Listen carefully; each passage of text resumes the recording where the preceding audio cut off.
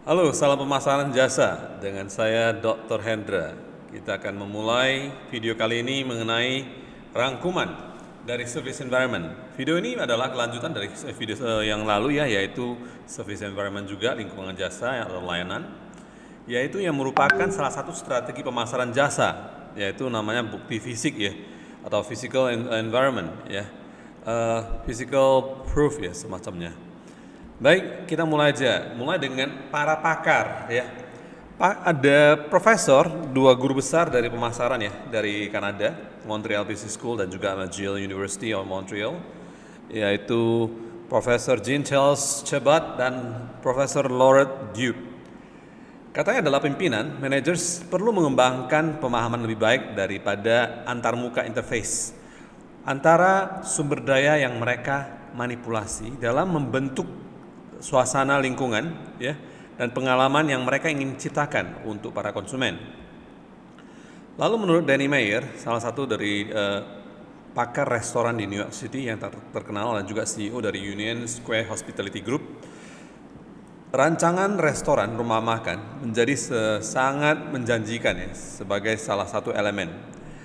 Karena sama dengan menu ya, sama dengan menu makanan dan wine ya, dalam memastikan keberhasilan sebuah restoran.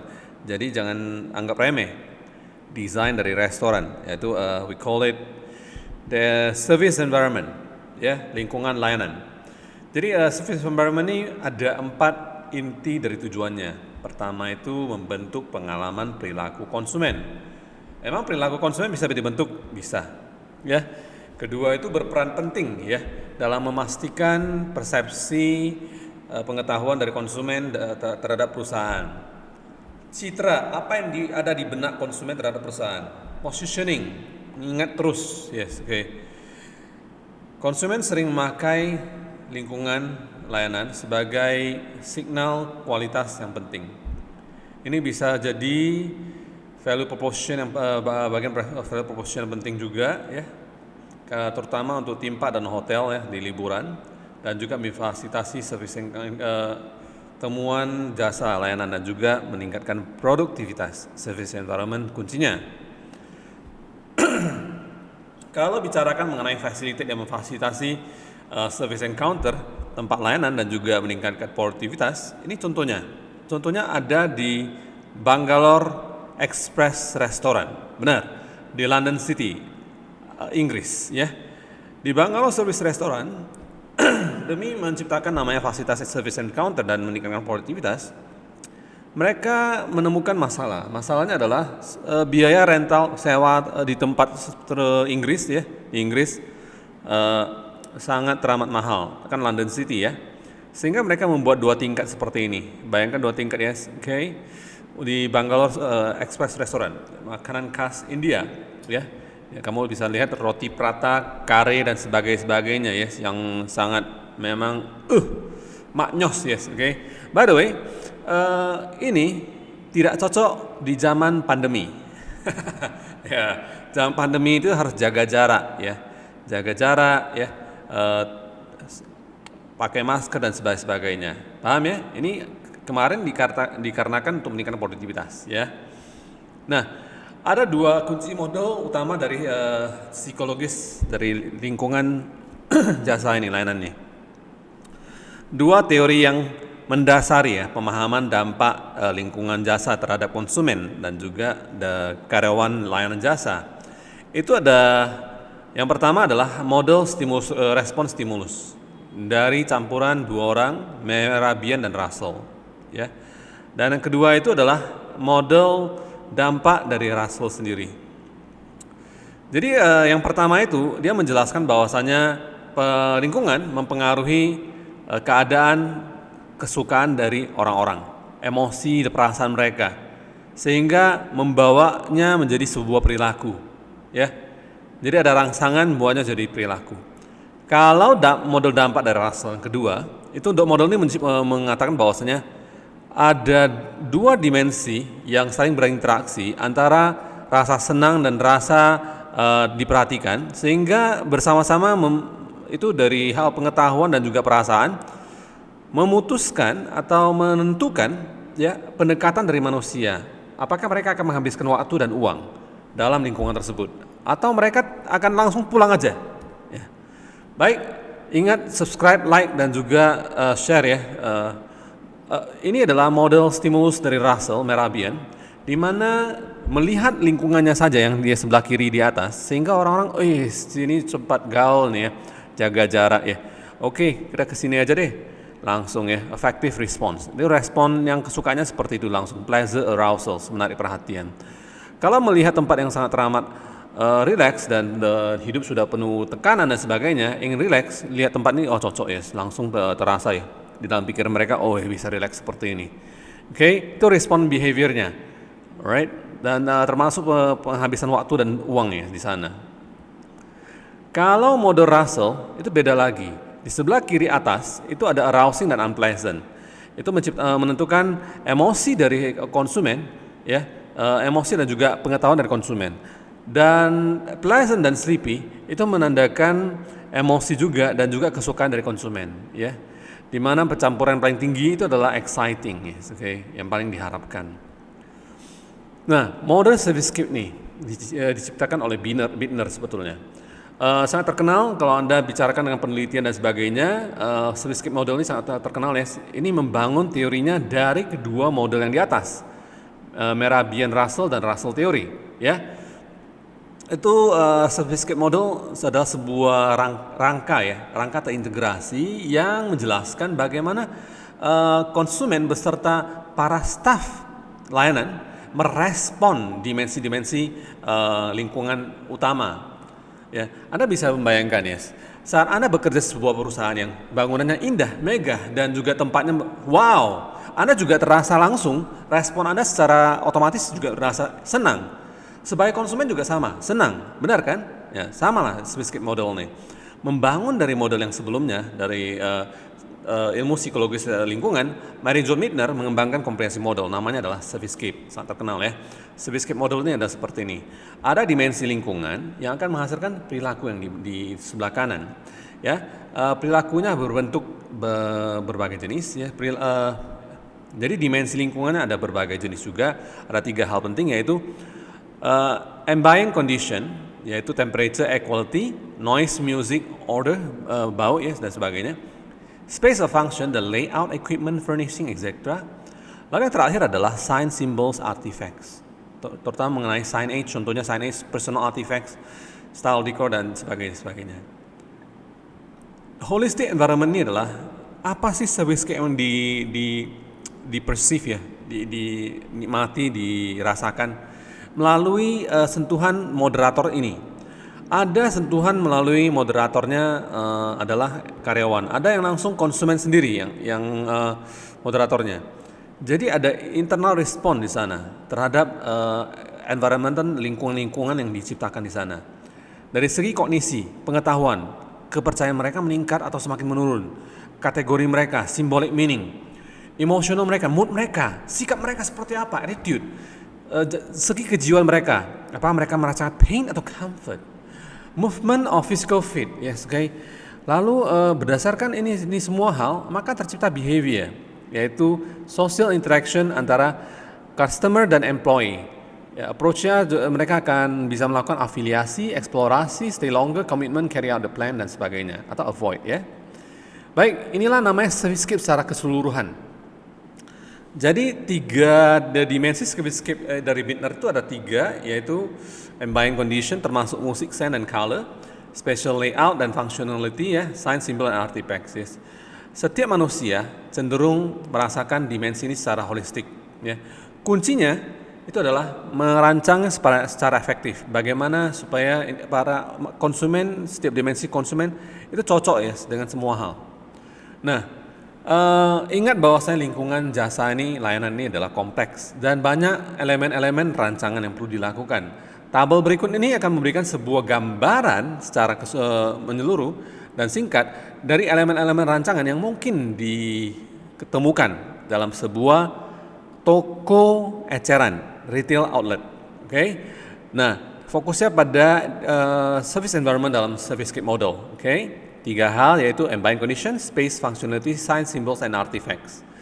Jadi perhatikan begini, dimensinya. Misalnya dari segi eksterior, elemen kuncinya yang harus diperhatikan apa aja? Gaya arsitekturnya, gaya bangunannya, ukuran bangunan, warna bangunan, ya, exterior walls, exterior signs, segala jenis tanda-tanda di luar ruangan, storefront, ya, toko di luar, marquee, tenda-tenda besar dan juga tanda-tanda di luar, lawns and gardens, halaman. Itu melalui apa? Melalui window display, entrance, pintu masuk seperti apa, ya, pamerannya, displaynya seperti apa, visibility, nampak enggak, ya, unik enggak, kira-kira di sekitar toko seperti apa, surrounding store, surrounding areas, congestion, keramaiannya seperti apa, cara parkir, aksesibilitas gimana. Dari segi interior general, dari segi lantai, karpet, rencana pewarnaan, jadi dalam bentuk temperatur juga bisa, kebersihan juga bisa. Lighting, pencahayaan, sense, orders, misalnya ada bau smoke enggak ya? Kalau di hotel saya kurang suka bau apa ya kalau di ruangan, saya akan minta pindah biasanya. Ya, sounds and music, fixtures, apa yang dipasang di dalam ruangan tersebut ya? Apakah perabot dan sebagainya, rak dan sebagainya. Wall compositions, cara penyusunan temboknya, wall textures, ceiling compositions, komposisi dari atapnya, seberapa lebar width of the aisles, lorongnya, penting banget ya. Fasilitas yang ada di percantik enggak? Vertical transportation, transportasi lantai 1 ke lantai atas misalnya, lantai 1, 2, 3, 4 sampai 16 atau 18 misalnya. Area-area yang tidak dipakai, caranya gimana? Merchandise output dan displays, display barang-barang yang mau dijual, ya, tingkat harga display, lalu peletakan kaset-kaset di mana, modernisasinya di mana.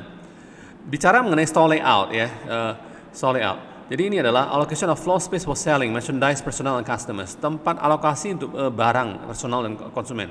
Kalau kalian lihat produk-produk yang mereknya mahal, misalnya apel yang digigit itu, tokonya itu terlalu luas sekali. Memang seperti itu ya, store layoutnya. Ya, placement of merchandise, grouping, cara mereka grouping. Kalau Anda perhatikan yang namanya parfum ya, kalau jual parfum di mall-mall itu ada beberapa brand ya. Ada yang raknya berdasarkan rasa, ada yang berdasarkan perawatan tubuhnya. Ini cuma untuk mandi doang, ya seperti ini. Jadi beda. Placement of merchandise, grouping of merchandise. Workstation placement ya, cara mereka kerja di mana-mana aja letaknya. Placement of equipment, peralatannya taruh di mana ya. Placement of cash registers, cash registernya apakah di dalam, depan, atau di belakang, atau di samping kiri kanan ya. Waiting areas diperhatikan, traffic flow, arus dari pelanggan diperhatikan, waiting queues, antrian diperhatikan, furnitures, dead areas, department and location, arrangement between departments. Lalu bicarakan mengenai interior displays, point of purchase displays. Ini adalah titik di mana penjualan dilakukan, dekat-dekat kasir ya. Tampilannya apa ya dekat-dekat kasir? Biasanya kalau di supermarket itu banyak bonbon ya, misalnya bonbon atau snack-snack yang memang dipengen orang. Oh ini lupa beli yes. Point of purchase display. Lalu poster, signs and cards ya. Pictures and artwork, ada yang lucu-lucu ya, wall decoration, theme setting, ensemble, susunan mereka dan sebagainya. Dari semua, dari rak, dari case, kotaknya, product display, price display, card cases. Dulu ya ada yang namanya Lotte Mart ya, tapi bukan yang Lotte Mart Centerpoint di Medan. Dulu ada sebuah grosiran namanya Makro atau Lotte Mart semacamnya. Mereka tuh jualan grosir, harganya memang lebih murah tapi harus beli banyak-banyak. Mereka diprotes orang karena cara price display-nya yang kurang nyaman. Disebutkan harganya segitu, tapi ternyata tidak seperti itu, ya. Dibayarnya lebih. Ternyata itu adalah harga untuk member, tapi tidak disebutkan di sana. Baik, social dimension dari karakteristik dari para pegawai penting banget ya, penting banget. Anda bicarakan mengenai misalnya aja, Anda ngisi minyak di Pertamina. Kalau nggak Pertamina Koko, Anda perhatikan cara pegawainya melayani gimana. Apakah masih megang handphone, atau memperhatikan Anda, atau berdiri, atau duduk? Ya, perhatikan baik-baik ya. Jadi beda dengan di Koko. Apalagi nanti ke dari personal karakteristik dari yang lebih internasional. Employee uniform, crowding itu seperti apa caranya? Customer characteristic, privacy, and self-service. Jadi, ciri-ciri lingkungan yang memahami dan memelihara 5 panca indera. Jadi kondisi ambience ini mewakili ya ciri-ciri dari lingkungan yang memahami atau memelihara 5 panca indera. Memang kalau tidak secara sadar diperhatikan, mereka bisa mempengaruhi respon perilaku dan internal dari manusia. Ya, karena ini termasuk ya 3 hal. Yang pertama musik, temponya. Musik tempo cepat membuat kita lebih cepat bergeraknya. Volumenya seperti apa, harmoni dan familiarity-nya. Nah, kenal nggak musiknya? Itu membentuk perilaku, sehingga membentuk emosi dan mood kita, suasana hati kita. Orang-orang cenderung untuk mengikuti temponya, ya. Bau, sen. Jadi wangi-wangi yang di sekitarnya bisa membawa emosi yang memang kuat sekali. Bisa membuat orang terasa nyaman, rileks, dan merangsang konsumen supaya menghabiskan lebih banyak uang. Warna bisa punya dampak yang kuat terhadap perasaan orang juga, ya. Kalau Anda ingin warna yang apa artinya, coba perhatikan video yang sebelumnya, ya. Apa arti dari warna-warna tersebut, ya. Kalau Anda ingin ciptakan rasa hangat, rasa dingin, yes, di hari yang hangat misalnya, bukan pakai es krim, bukan ya, punya dampak yang berbeda, ya. Jadi warna yang hangat ini biasanya moodnya lebih gimana, yes, Warna yang dingin biasanya memang mewakili kedamaian dan juga kebahagiaan. Apa sih hasil studi? Hasil studi dari Alan itu di Chicago, ya. Dia percaya bahwa di masa depan, saat sekarang nih, kita pahami bahwa wangi akan mempengaruhi perilaku manusia.